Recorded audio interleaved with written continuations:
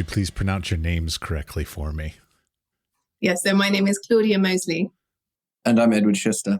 Sometimes people say Schuster. It's actually Czech originally. It was spelled Sustr, and then they kind of anglicized it. So I don't know. I don't know what the right way to say it is even. But Schuster, I go with Schuster. Schuster. I recently found out my last name, Dols, is supposed to have the umlaut over it. Okay. So more like Dulce. Yes, that's I like it. Which I'm not excited about. But anyways. Now, I want to start off with big fan, love your work, just to be clear on that. So like anything I ask about, total out of fanboying here. So now, the thing I love to know about people in the beginning, of course, is how did they get started? So like, were your parents creative? All the way to your childhood, did you have some great teachers? Just some incredible experiences that led you down the path of even being creative at all? I mean, my answer is fairly simple in the sense that all of my family are in the film industry. So not just my parents, but also now my brother, my grandfather, my uncle, my great uncle was as well. So I was completely immersed in production of film, cinema. I always say that I was sort of half my education was on a film set because I often would be taken out of school and be with my parents while they were filming. So that experience definitely had a big impact on me. I didn't want to go into the film industry myself, but I was very taken by the processes. I was very taken by the kind of the social production aspect as well as the more physical one. And so I think I was definitely inspired to pursue this kind of deconstruction of what actually became photographic mediums. And then when I was at school, I was very supported in pursuing art. There was a darkroom. I was very lucky that there was a darkroom at my school. I was interested in analog photography. And when I went to art school, I carried on looking at that. But I was really interested in the magic of the darkroom. I was really interested in that feeling of being there and exposing onto paper. I started doing a lot of cameraless photography. So taking the negative out, exploring what could happen in between the lens and the light. I then took the lens out of the enlarger, and that's sort of when it started to evolve into the practice that we have now. When I finished my degree, I met Ed, and his philosophy aligned really nicely with a lot of the work that I had been doing. So, well, and then you went to do anthropology, which I think is important. Yeah. So I sort of was a bit disheartened by the art world. A friend of mine was living on a protest site in Brighton, and I went to visit her, and it just seemed like a lot of fun, much more fun than I'd been having at art school. So I went and lived with her for a while. I then went to a new site in Wales, which was where I met Ed. So we actually met while I was living in a tree house on a protest site. I certainly had some questions about that because you just do like one phrase, like met while tree dwelling protest. I've got to hear the story behind that. When you say you were living at a protest site, these kinds of ideas are very foreign to me as an American. So give me a little more context for that. Okay, so, well, in the UK, I mean, the laws have changed slightly now, but you were allowed to protest by squatting, by living in a site to protect it. So I went to visit my friend on a few of these different sites before actually going to a new site that had been set up, deciding that I would reside there for some time. When I arrived, I think there were only 2 people there, and then gradually the site grew. But it was in an area of outstanding natural beauty, also archaeological significance, and they were building a gas pipe through it. So our sort of point was trying to move around it, but also there was a kind of social aspect because actually a lot of the people thought that the gas was going to be directed to them, and it wasn't. It was more in kind of industry's interest, obviously. And so there was an interesting discussion going on this space. But fundamentally, I lived there for 3 months in a structure that I built, and Ed came sort of halfway through that and lived there with me as well. And it was a group of kind of wild philosophers, artists, and vagabonds. Help me out. Paint me a picture. Because when I read that, I was like, were you literally did you have a tree house that was off the ground that you were living in, or were you just living under the tree? No, we were in a structure in a tree. It was about 30 meters up, I guess. There was one that was a lot higher that we were in eventually, because so you sort of have this plan for eviction, right? So like you have the treehouse that you're in, and then there's platforms that are higher up that are harder to reach when eviction comes. So we're in this specific treehouse that I had built myself, and I had learned like how to lash, you like use all these materials that kind of found, begged, borrowed and stolen materials. And then when it came to the eviction, we went to an even higher treehouse, which I think was like 40 or 50 meters up. It was pretty high. There was like a series of nets and rope walks to get there. And we spent 36 hours together in a tree, 40 or so meters up high. And were either of you arrested at any point for this? Yeah. So, yeah, an arrest followed. Okay. And it was interesting, because when the people came to, well, firstly, like, there was two sets of people. There was the eviction team who were getting paid by the hour, so they were quite happy to sit there and have donuts sent up to us and be quite chilled about the whole thing. And then the police team, and actually, like, we had gained a lot of support from the local police in doing what we were doing. We'd had a few events, but because the thing is that those kind of spaces attract some people who didn't quite have the same intentions as us, let's put it that way. The local police had become quite familiar with us and with what we were trying to do, and actually they really supported it. So when we did get arrested, that it was all quite jovial. Yeah. Yeah, that's not my experience with being arrested, but it's fine. And Edward, what was your childhood like, and how did you become creative? Well, no, I didn't go to art school or anything like that. I basically fell into philosophy, and most of my interest historically has been in philosophy. So I studied this at university and at MA level, and wrote a PhD as well. But I'm very much interested in the edges of thinking, so drawn to kind of esoteric traditions and things like this, and specifically writing about light and geometry from the philosophical traditions. So kind of probing the edges of really where we can take thought and language, and this stemming over into an interest in mysticism, these kinds of subjects, which just lends itself to this transition towards practice, right? Because, even in the philosophical tradition, before you think of anything like art, you have traditions of meditation or ritual, things like this, to try to sort of approach where thought leaves off. That sort of was always historically my interest, but I didn't really have an outlet for it, other than I've always been a practicing musician. But in terms of visual art, I never really practiced until quite late. So basically when I met Claudia, we actually started sort of working together or dialoguing together through poetry. We were writing kind of, even probably up in the tree we were doing this. Yeah, and kind of in conversation. We were sort of getting to know each other that way. Yeah. So it actually started because we were trying to talk outside of a group of people. We were trying to have a conversation. And so we just started writing it down, and it was very prosaic, unintentionally, really. And so we just realized that we could have this means of communicating that could be quite, pure, I guess is the kind of honest way of describing it. Like it was very honest conversation through that medium.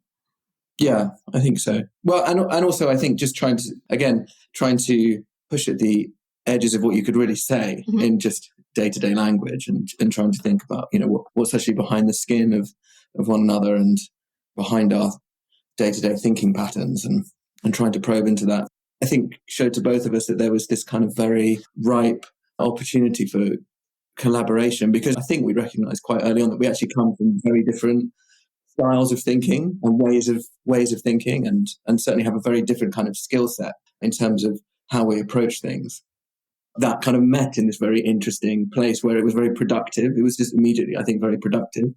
It was also at a moment in time that I think we were both feeling very freed, like we were in this space that was incredibly freeing, liberating, and we ourselves felt very, I guess, open-minded, but at the same time acutely knowing how we felt about the world. We sort of had these very specific ideas and ideals and perspectives that we were able to share in that moment. Yeah, sure. And then we originally started designing structures. So we did this project. So we took the experience of being in this protest site to Regent's Park in London, did this project called the Treehouse Gallery, where we erected these big treehouse pavilions and had kind of events and workshops and things like that there. I guess our practice kind of emerged from this sort of experience of working out how to work together and what that meant. It was just kind of slow transition to realizing, well, really, there was such an obvious point of a meeting between all the philosophy that I've been doing, which is about a philosophy of light and geometry and things like that from a quite formal perspective, and Claudia's deconstruction of cinema and photography. And it's just like, yeah, okay, this is obviously where we need to get. So we kind of, it just kind of erupted once we kind of found that point, yeah, which is in hindsight very, very obvious. Edward, you didn't mention anything about what your parents did, because my reason for this is because I'm always interested is do creative people sort of breed creative people kind of thing, or do we do the antithesis of our parents kinds of things? This is some deep philosophical shit that I care about. They were not by any stretch artistic. Although I think in his childhood, my dad was into prog rock and he was in a band and stuff like that. But I think he really encouraged me to get into music when I was younger. So that certainly was influential. But no, I mean, I know that my grandfather was actually, because he was from Czech and he did some glass making, which I found out very later on, which is kind of interesting. But again, he wasn't by any stretch an artist. It's funny because my elder brother is very artistic and went into film writing. But historically, my family is not at all, I would say. Quite conventional. You were pushing against convention, I think, more. Yeah, I think probably I pushed against the convention of my family, but I don't think intentionally necessarily. It was just I just never settled into that thing. So I mean, I was always just pushing at the edges of what was allowed and what was expected quite hard. Well, speaking of pushing the edges, I looked at your CVs, both of you, and I'm just like, wow, you both have chosen the most not preparing you for any industry whatsoever kind of degrees. I mean, you. Yeah. We didn't choose vocational subjects. No. I mean, my God, Edward, esoteric philosophies and geometry, optics, and architecture. What did you expect to be able to do with these things? Don't get me wrong. I say this out of pure mockery because I've got fine art major. What the fuck am I going to do with that?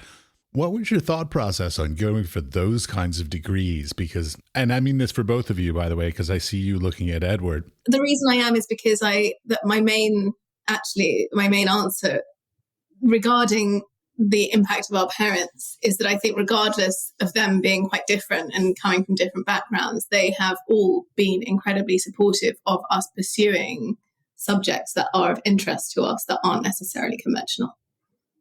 Yeah, I think they were supportive. I mean, it's funny because I think when I left school, I was bound for a degree in PPE, philosophy, politics and economics at a kind of top university. And I kind of started out and then was just like, oh, fuck this.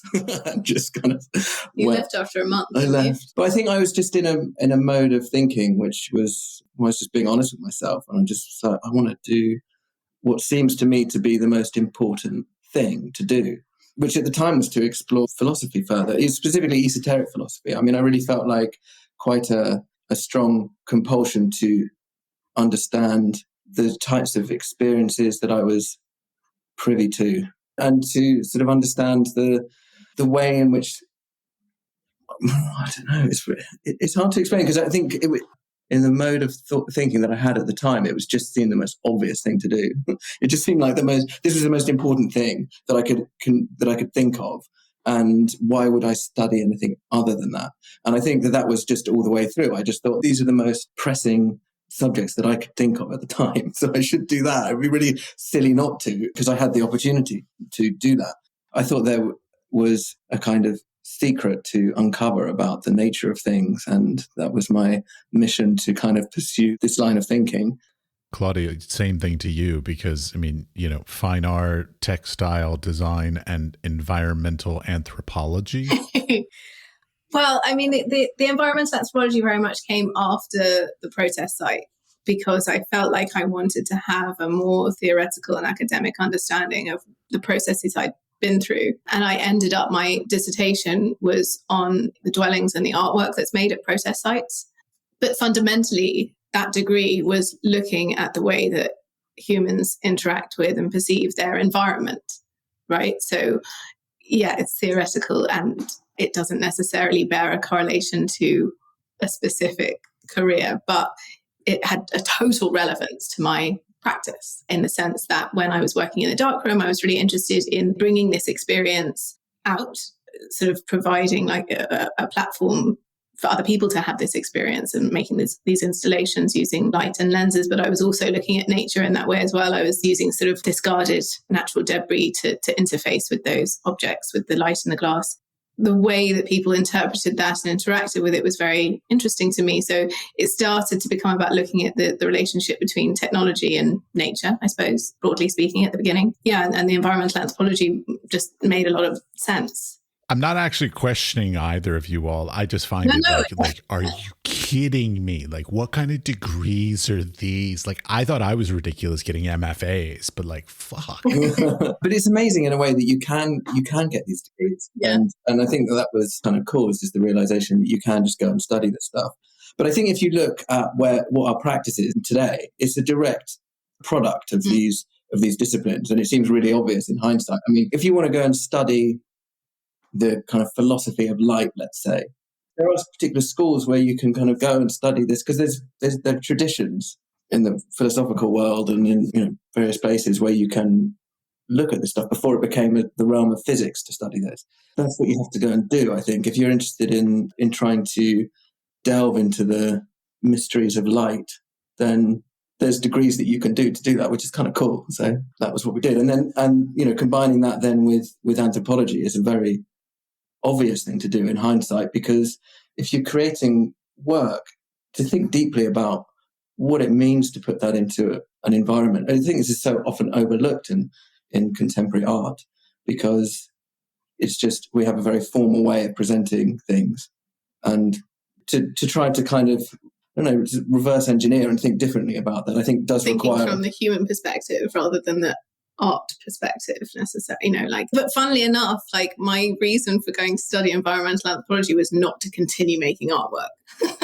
Like, just to be clear, I did that degree because I was fascinated in that subject matter, and it did bear relation with what I was interested in my practice, but I sort of thought I would move away from practicing potentially at that point. And then once I had come out the other side of it, it made so much sense to loop it back in again. Not to admit it, I'm a horrible light snob among all my friends and peers. Like, I'm continually talking about like light qualities and even like colors and textures and yada, all the stuff you all know. I'm not going to have to tell you about it. Holy shit, you all take it like to the nth degree. Like, I mean, I saw the stuff you all have in your home. Like, I would love to have those kinds of, chandeliers and lights that you all have. Like, my God, they're gorgeous. How do you deal with like going places that don't have such beautiful light? We often change it. Actually, we were doing it when we did the church installation in Durham. The hotel room that we were in just had the most abrasive lighting, and so I just had to put like my clothes everywhere to soften it. So yeah, we often do that kind of thing, because it really, it affects you on a physiological level. Like, there's no denying that it has that impact. So yeah, we will often alter the lighting. Something we've discussed quite a lot is that you do just get moments of, if you kind of tune yourself to it, you tune your eye and tune your kind of approach to looking, then you see little magic bits of light work happening all over the place. I mean, I'm just looking around right now and just seeing these kind of little magic little pockets of light. And that's everywhere, it really is. We do live in a world kind of saturated by this kind of amazing like moments of magic with light, so you can always find it. Unfortunately, most people just ignore it though, and they just pass it by. So that's the sad part of that equation. I think we're desensitized to it because we also live with these devices where we kind of have like maximum information light, and it's so present on the surface constantly. So when you see things, when there's like this kind of play of daylight that's in this room at the moment, it's all subtle. It's behind the surface. It's through different kinds of weird mediations with windows. It's very subtle, but our devices are kind of the opposite. It's like right on the surface. It's kind of, even it creates this kind of sensation like it's before a surface, like you don't even recognize there's a surface there, right? So it's like, it almost appears like pre-mediated, which is kind of bizarre. So yeah, that desensitizes us a lot. Well, I mean, as somebody who intentionally sort of works with light, how do you feel about all the light that's created by computers and tablets and phones and all this stuff? Are you very much into technology, or are you very much not into technologies? I think we try to tread a sort of happy balance as much as possible in between the two, because we need to use the technologies for work. I mean, aside from using a computer, our phones are incredibly useful to us. We have a small son who's 2, and it means that we can stay on top of certain things whilst, we're caring for him at the same time. It's not, it does make work more possible in sort of a broader aspect. But then I think it's important that we try and take a step back from it as much as possible, to practice in a way that doesn't involve technology, doesn't involve our screens. But often then when we're practicing in that sense, it's looking at this deconstruction of the materials anyway. So, it's always in conversation with it. Yeah, I mean, I think that we've kind of embraced this idea of looking at technology as a whole as a kind of pharmacon, like a pharmacological thing. So it's like poison and cure sort of simultaneously. And it's like, if you take that approach seriously, then you can't be scared of any particular technology. You have to kind of probe it and sort of take it very, very seriously, because it has an effect on consciousness. And if you think it's having this kind of effect on our consciousness, then it's not immediately clear what that means. So I don't think it's immediately at all clear what our interaction with these devices means. And that's what our work, that's kind of one of the principal things that I think our work is trying to get at, is just to probe this, to explore it. And, it's only in that manner that I think we can come close to, just thinking about it, because it's so pervasive now, so pervasive. Okay, that just made me think of a question.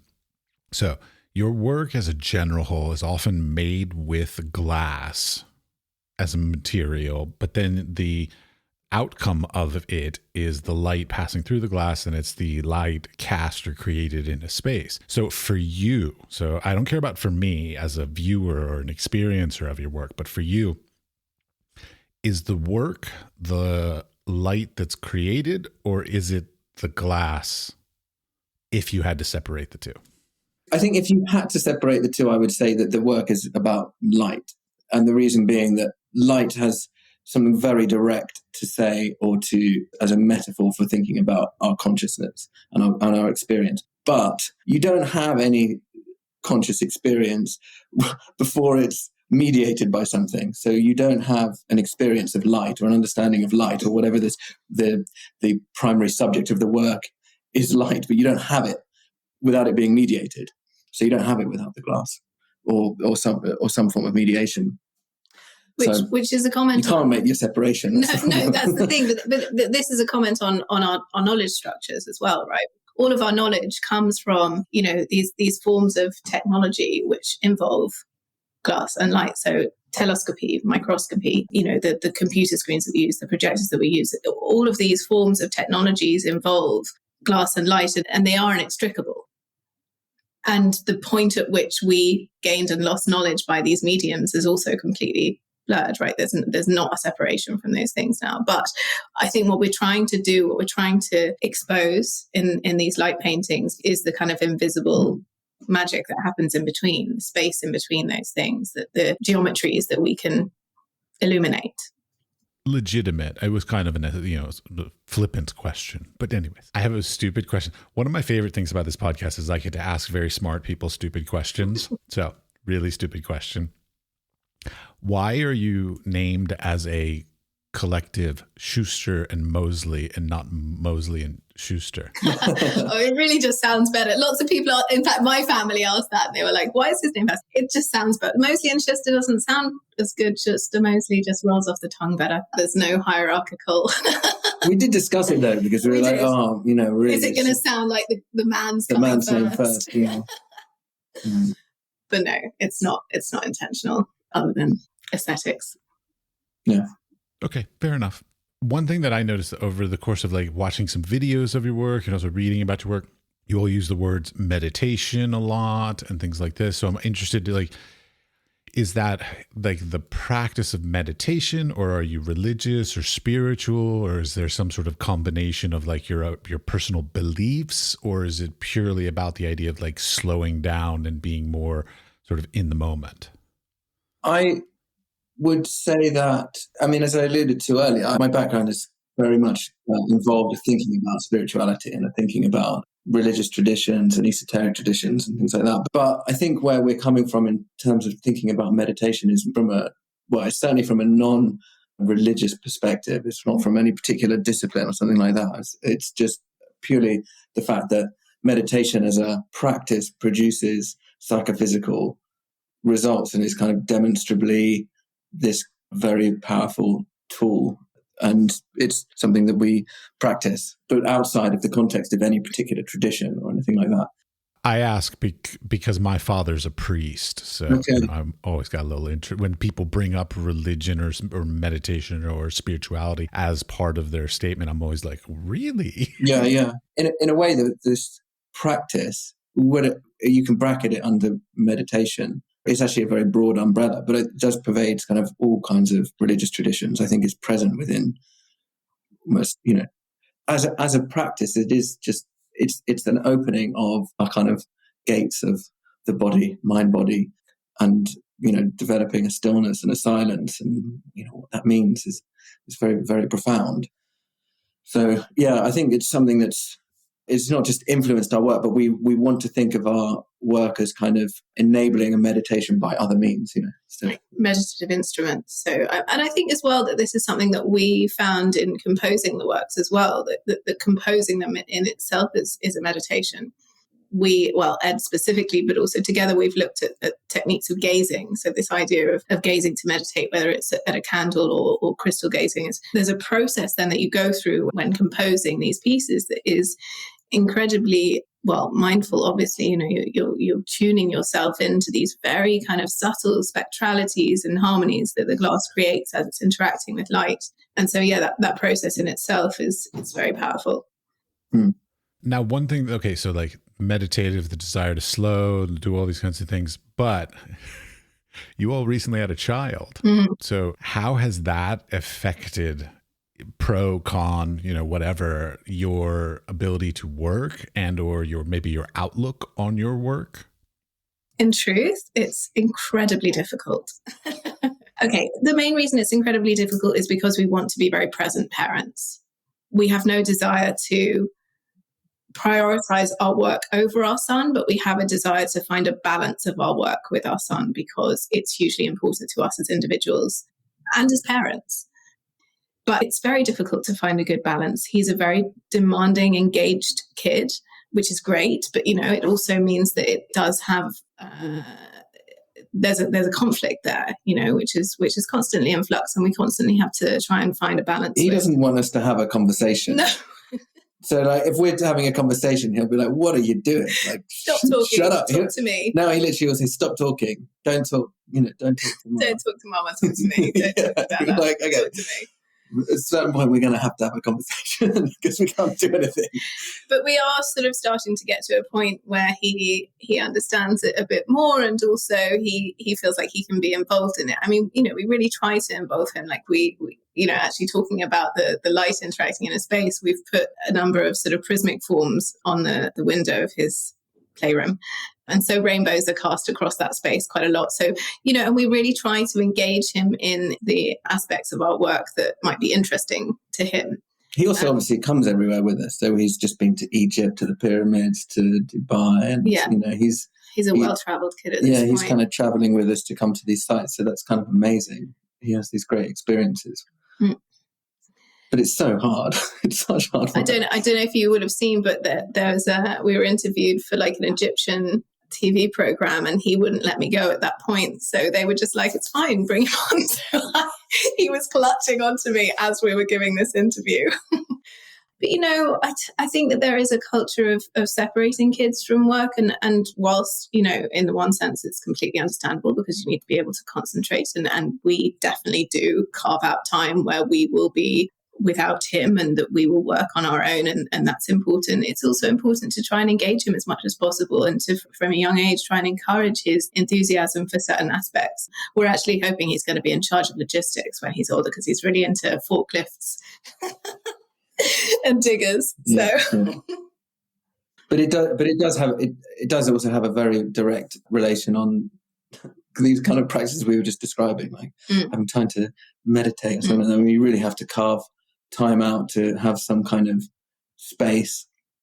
But that's just part of it. I think it's the challenge and the sacrifice that you make of parenthood, and I guess kind of you have to see it in the mode of sacrifice. Is kind of.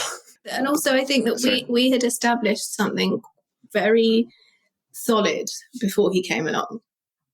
Our practice between us, the way that we're able to communicate and understand one another's thoughts and processes and ideas was very well established, which I think has stood us in good stead since he's been around, because it has meant that the conversations around the kind of creative and conceptual aspects can be fairly direct. And also the work that we did before that, a lot of the sort of experimentation and exploration that we've been doing over the past 10 years has come into its own, especially this year. I mean, the piece, for example, that we did at the Pyramids, we had developed in 2014 in a studio. We were just playing around with some glass offcuts that were in the studio and made this very small maquette and called it Glyphs. And then this year we were asked to propose this piece, and we were like, well, obviously it's this. It was just so synchronistic. So it's nice to be able to kind of have a bank, I suppose, of work that can be drawn upon when the opportunity is right. Mm-hmm. And that's really helped.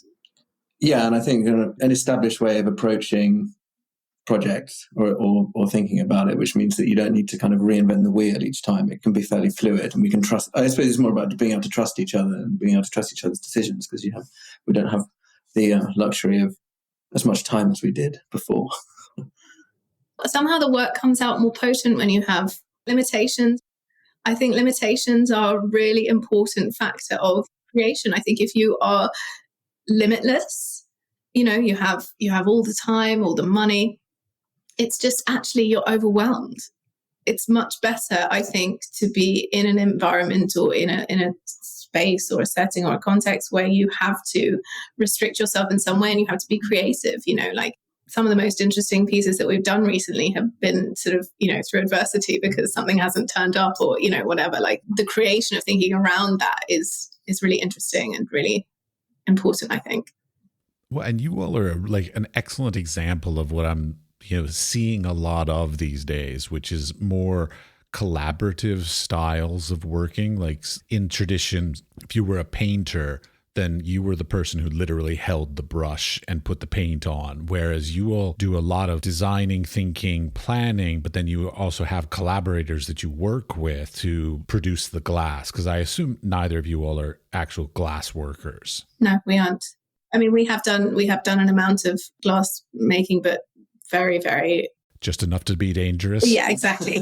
But, well, to be honest, it was more about getting an understanding from a physical perspective as to how the body interacts with this very fluid and wonderful form. And from that point, it was incredibly inspirational to us then to have so many ideas that we could produce, and we work with people who are incredibly, incredibly talented at what they do and very good at being collaborators, very good at us sort of, sculpting through them. Because traditionally artists are not good at collaborating. Well, but, it's fundamental to the way that we interact together anyway. We have to be good at it, but also because, we don't just work with fabricators, we also work with engineers and with architects and, a number of other people who we rely upon to endow their knowledge onto a project. Now, these days, okay, so you all have been doing this together. Okay, how long have you been doing this together? Well, this specific practice probably since about 2014, 2013. Okay, so 7-8 years. Yeah. Okay. Yeah. So these days, how do you get your, do you come up with proposals and you're like, oh my God, I really want to do this project in this place with this outrageous budget and this crazy scheme and all this kind of stuff? Or do you do RFPs, or are people just coming to you and asking you? It's a mixture, really, isn't it? I'd say it's kind of the majority of it is people coming to us. I think we kind of, obviously, like anyone, you kind of start out and you're just constantly trying to find some traction somewhere and pushing. But we kind of got to a point where it's like not really practical to be spending our time doing that. So we kind of wait. We don't look for projects anymore. We wait for people to come to us. And to be honest, it's really quite amazing to be able to say that, actually, because there was a very long time where we were not in that position, and we were constantly, knocking on doors, and we were constantly, scouring the internet, trying to find different projects that might be suitable to us and putting together presentations, that you just send off into the abyss. And eventually something sticks. Eventually you start to get traction, and it does work like that now. And we are in a position where we can't do everything that comes to us, which I'm pretty proud to say. I think, we worked very hard to get to that point where that was the situation. And we have been incredibly lucky to have some incredible projects presented to us.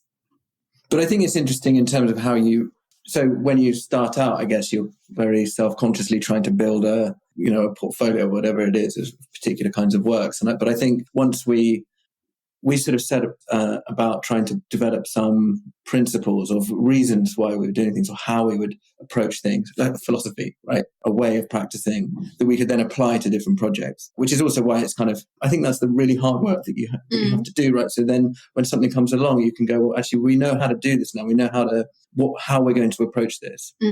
Whatever the result of it is kind of comes quite naturally out of the process that we've already established. And that means that the portfolio kind of just builds itself and sort of fills in the gaps. So you can have a slightly more hands-off process, I think, because it's not like, well, we're desperate to make this particular piece because we need to develop the work kind of like this. It's almost like it has its own logic, and the next steps will manifest because that's the natural way for it to progress. And it's really nice to kind of take that approach, because you start seeing it, that the opportunity just opens to do that, right? And that's really fascinating and very rewarding, because you think, well, it's the proof in a way that the methodology works, because the thing's happening. We're just kind of like, it has its own momentum. Yeah, we're just sort of coaxing it along. Yeah.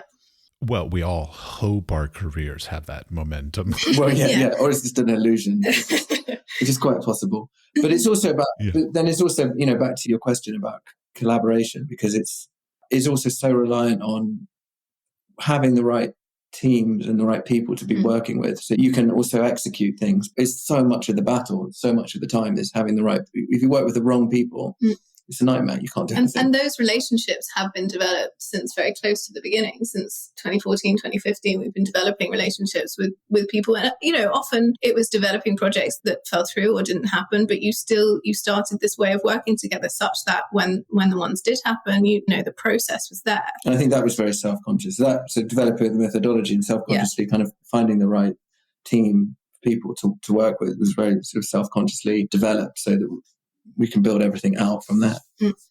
You all make these monumental pieces, these massive installations, and I believe you all also still make like the chandeliers and stuff that I saw in the videos and things like this. But I feel like that was maybe a while ago, and sort of you're growing into these bigger, larger pieces and not doing so many of the smaller pieces. Do you still make anything that's available for, let's say, like, quote unquote, like the average person to purchase, or is everything a very high priced kind of like installation kind of scale? No, it's not. We try very much to have a broad spectrum of works that are available, but not just for purchase, but also for exhibition. I mean, like, there is something of, well, we try to involve something of democracy in our work. We try to exhibit in spaces that are very accessible. In fact, specifically at the beginning, we were avoiding exhibiting in gallery spaces because we wanted for average people to feel like they could walk into that space. It takes a lot to open a door. And I think that it's important for people to feel like they can walk into spaces that contain art without necessarily feeling like they have to have an understanding of it. So, the pieces that we did, for example, in the church, the fluidity of people that were walking through that space was really important to us. So in that sense, yeah, I think, but as well, the light mobile works are very much still something that we work on. We really enjoy working on them aside from anything else. And we do make them on commission privately as well. So there's a mixture. There's a mixture of things that we're doing in that sense. Well, I think also it's just we want to make stuff that can be put into a domestic context, because it's really interesting. I mean, we do it as you have seen in our house, and it's wonderful. I think we love doing that. We love making that kind of work. So you can install it in a domestic space, and it becomes, what is this? It's a light painting, but it's also something that hangs as a sculpture and interacts with natural light, and becomes this quite dramatic piece at night time, and it can really transform a space. And we have a lot of work that we're doing day to day that's of that kind of scale, of that small scale. But I think as well, it's important to kind of, it's very easy when you're doing these big scale projects to become overwhelmed by the volume of people that are seeing it and the way that becomes more pervasive of the work. And whilst that is important, the individual kind of more introspective view of our work is really important to us as well. So it's really important to us that people can, sit in kind of isolation and be with the works, that the works can come into their homes and create these sort of moments of ambience, of calm. They become atmospheric in private spaces as well as in public spaces. It's something that actually, when I first set out to practice art, was very important to me, was the balance between private and public, because I think that the moments of introspection with an artwork is very important, and sometimes that's not possible in a public space. And sometimes it's not possible in a private space. Exactly, that's also true. Yeah, I used to run a public sculpture program, and we always had issues because sometimes the general public didn't appreciate something being put into their public space as much as other people did appreciate something being put into their public space. So like working in public has its own set of issues, because unfortunately oftentimes the disgruntled people are louder than the approval people. Yeah, we had a lot of that when we were doing the Treehouse projects. We have less of it now, but I think our work is slightly less controversial at this point. Although there was discussion around the Pyramids project. I think the Pyramids project in general was quite interesting for that, because some people, and I think they have a valid point. It's like, what are you doing? Like clearly the Great Pyramids of Giza don't need augmenting. Like they're doing fine. But on the other hand, I think that in general, everyone we spoke to was really into it. It was really, because I think it happens for such a short period. It's not like works are interfering with the pyramids for a sort of long period of time. It's much more something that was a moment of conversation, a moment of dialogue, which had never happened before. I mean, it's extraordinary that it had never happened before, and that it could happen at this period. It was incredible, but there was criticism, because there are a lot of people who live very close to the pyramids but can't afford to get into them, because there's a whole industry around them now. These social aspects are always part of exhibiting in public spaces. I think to try and embrace them in some way and to try and understand them is really important. But also, if you can't, a sort of acceptance that we are doing what we're doing because we find truth in it, and presenting that, and knowing that it's not something that is going to interfere with people's enjoyment of those spaces for, indefinitely, I think. But I think the point is that it is a kind of valid position to take. It's like, this is public space, and then you're putting this thing into here, and why, and what does that mean? And I think that that's totally valid. And I think sort of approach the project knowing that that's a question that we're trying to not answer, but it's open up. It's like, yeah, that's totally, that's a totally reasonable response to this. And what do you think?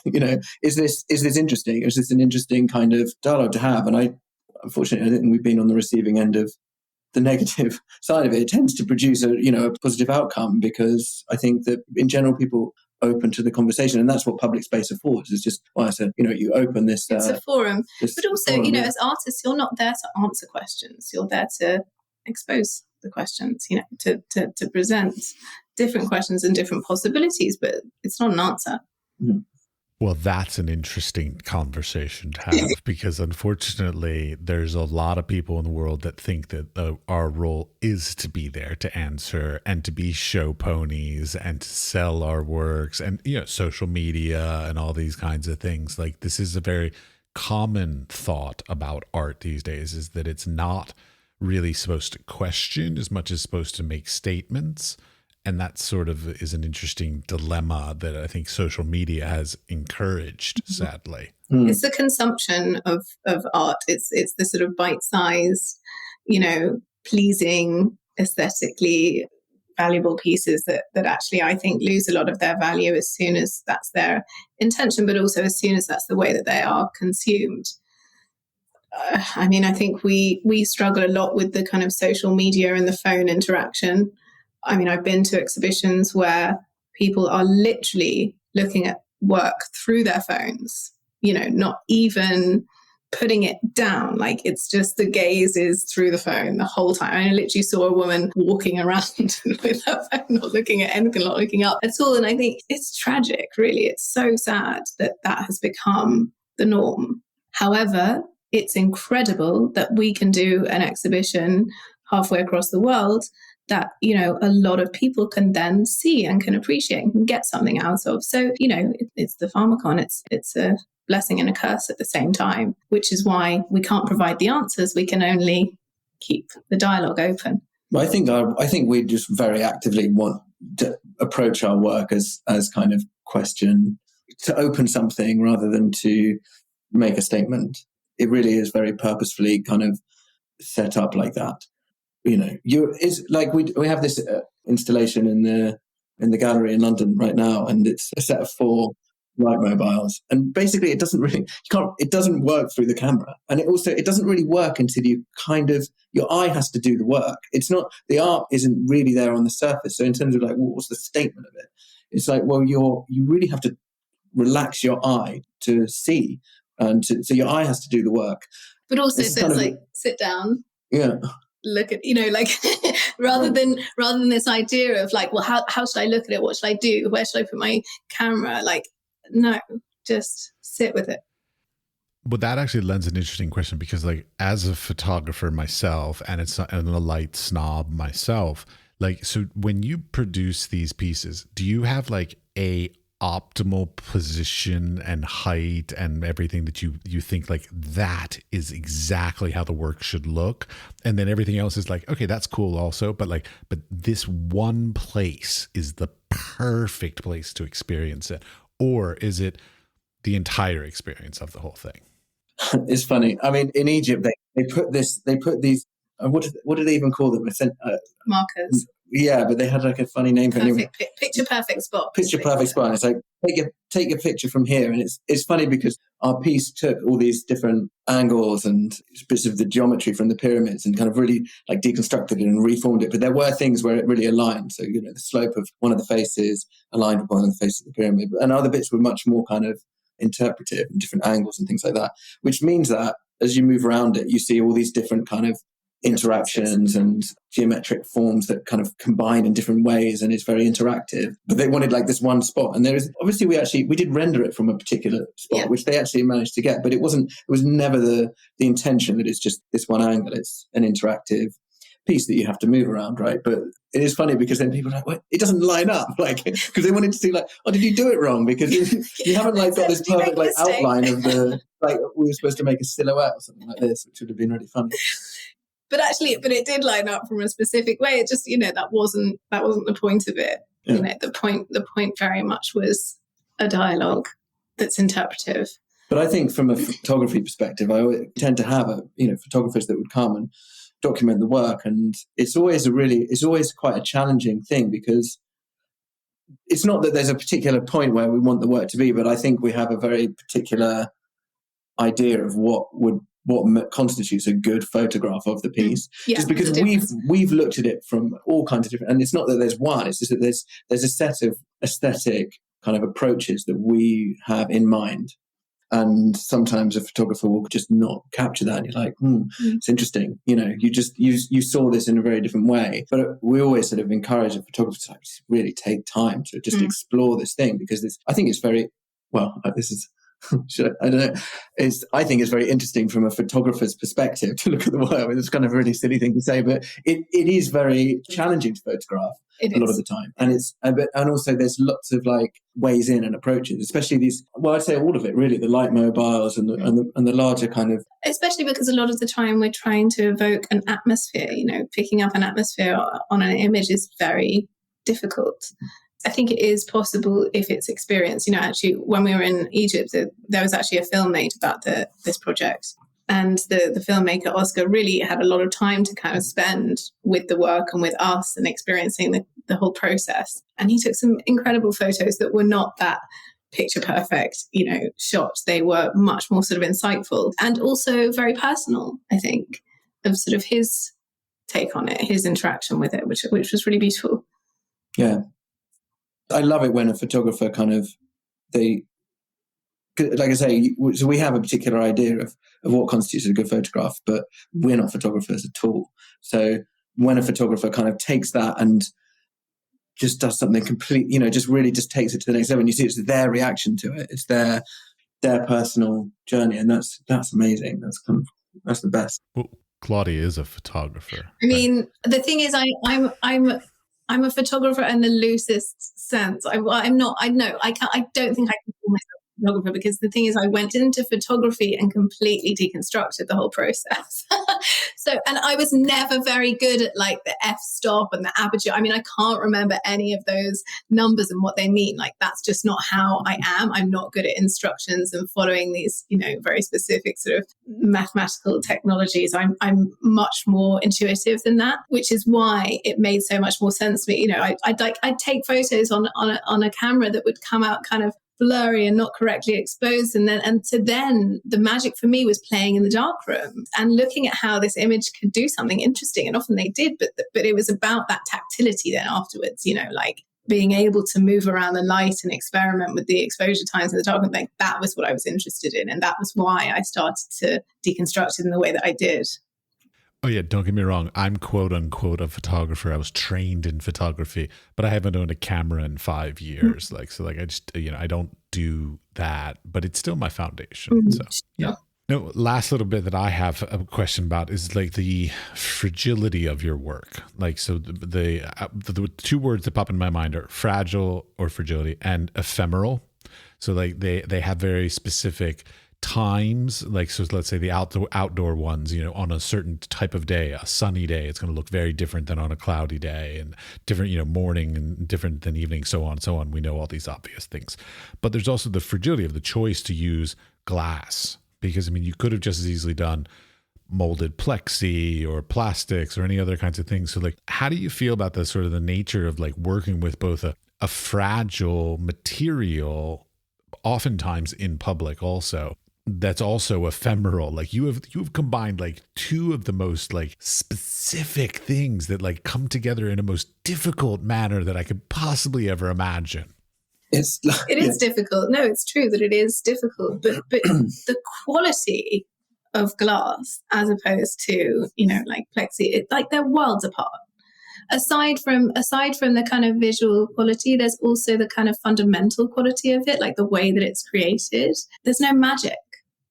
It's not the same. And so that is really fundamentally important. But also the value, I don't really like to use that. I'm not using that word in a monetary sense. I'm using it in a more conceptual sense. So the conceptual value of the work is not in the physicality of the pieces as such. The value is embedded in our thought processes, in our research, in our practice, and in the way that the work manifests. So I think that it's really important to understand that, for example, with the piece that we exhibited at the pyramids, there's a document that comes with that work. And it explains every single angle, every single measurement, and the way that those angles and measurements relate to the pyramids. That's where our work lies, in that stuff.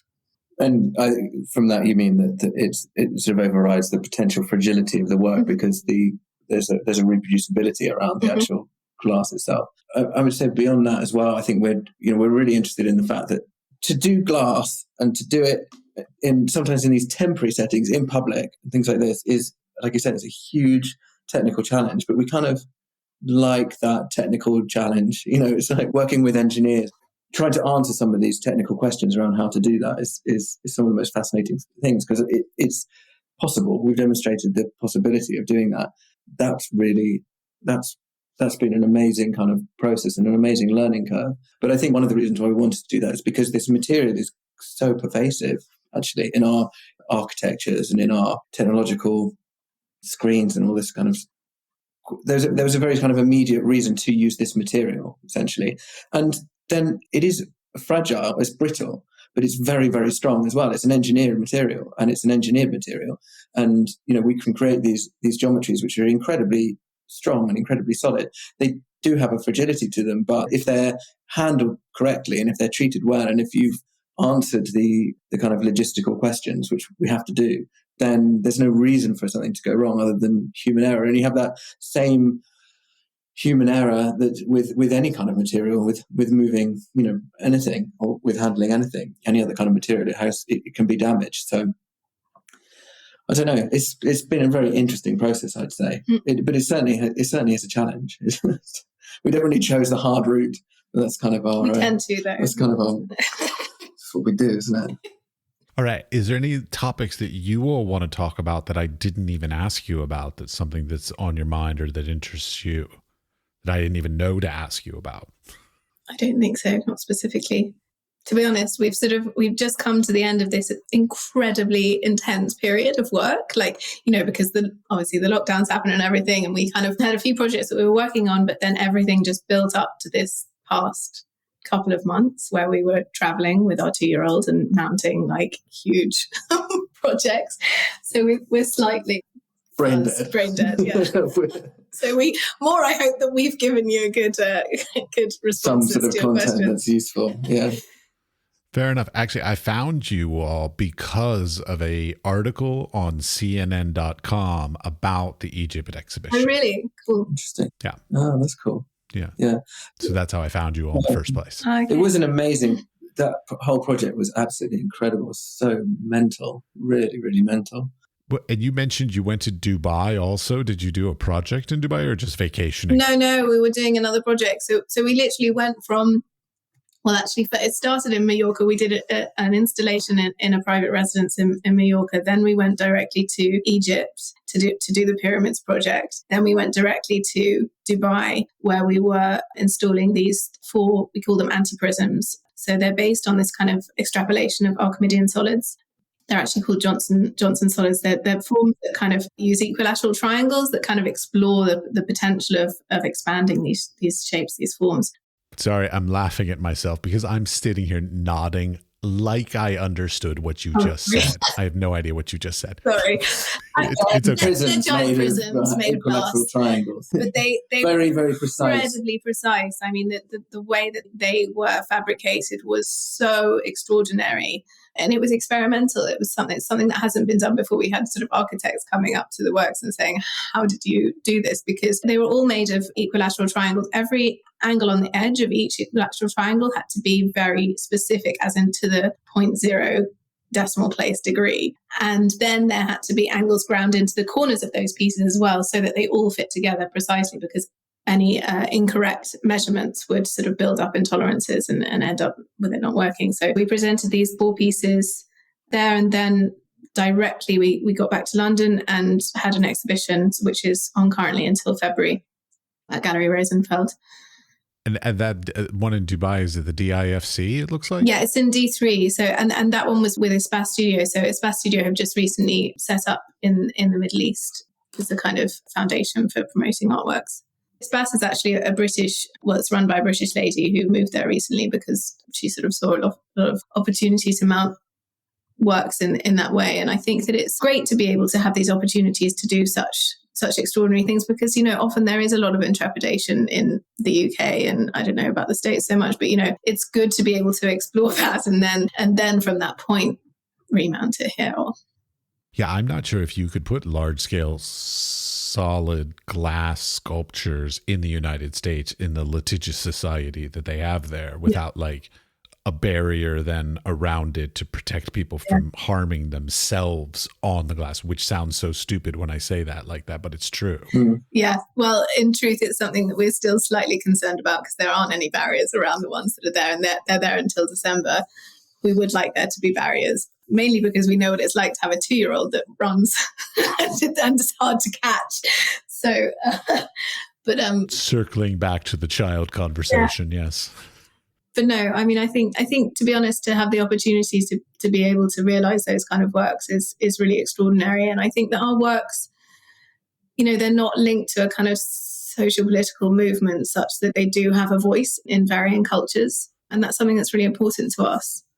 All right. Well, thank you very much. Hopefully someday I'll have enough money to afford one of your stuff for my house, but Well, we really need to visit Czech actually. Well, not. Yeah, so we made some pieces over there. We weren't able to visit the factory where they were making them because of everything. But it's a really wonderful factory that's fabrication, glass making space. So maybe we can... We're due a trip out there. We are. I need to find my long lost family out there at some point in my life. I know. I need to get over to Germany. I know that my great grandfather is from this little small town that's only about 3.5 hours away from here. Right. And I've been here for 4 years and I fucking haven't made it there. I'm like, it's so pathetic. Like seriously, I can't go 3.5 hours to find my heritage. That's pathetic. Well, yeah, one tends to have an intrepidation about that because who knows what you're going to uncover. I don't know. I think it's, there's a lot of emotional baggage in family lineages. Especially historically, because people didn't always know when they'd fathered children. Who knows? We had this with my grandma recently because my grandma found out not so long ago that she actually had 7 siblings that she didn't know about. Yeah. Oh, you want to know about that? Yeah. My dad, I was, what was it? Probably 18 years old. My grandfather died. And then at his funeral, we're there and there's this whole group of people over on the other side of the church. And I'm like, Dad, who are those people? He's like, I have no idea. So he goes over and starts talking to them. And turns out that my grandfather had 7 siblings. And he had never once in his entire life spoken about them. Ever. He knew about them. Of course he knew about them. My grandmother didn't know, you see. So now it doesn't seem so implausible. But my father never heard a word spoken about these people. And what's even worse, they all lived in the same city. Wow. That's crazy. How strange. Wow. 7 siblings that my grandfather never spoke to nor spoke of for his entire adult life. Wow. Weird. I tell you, family Strange problems. must have happened, yeah. Yeah, I know. I keep wondering that too. I'm like, what caused such a rift that he would never speak of them again? Like, that's crazy. Wow. Goodness. But anyways, that's my problem. Well, it was really great to meet you and talk to you. Thank you very much. Bye.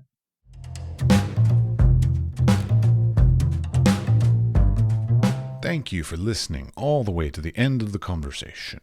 We would appreciate it if you would share the podcast with your friends, family, coworkers, studio mates, anyone with an interest in the arts and creative endeavors. The building and strengthening of the arts and creative community is at the core of our mission for this podcast. They can subscribe on Apple Podcast, Spotify, or wherever you get your podcasts. We are produced by 5014. The audio was edited by Mickey at CushAudio Services, and the music was created by Pete Bybee. Thanks, Pete.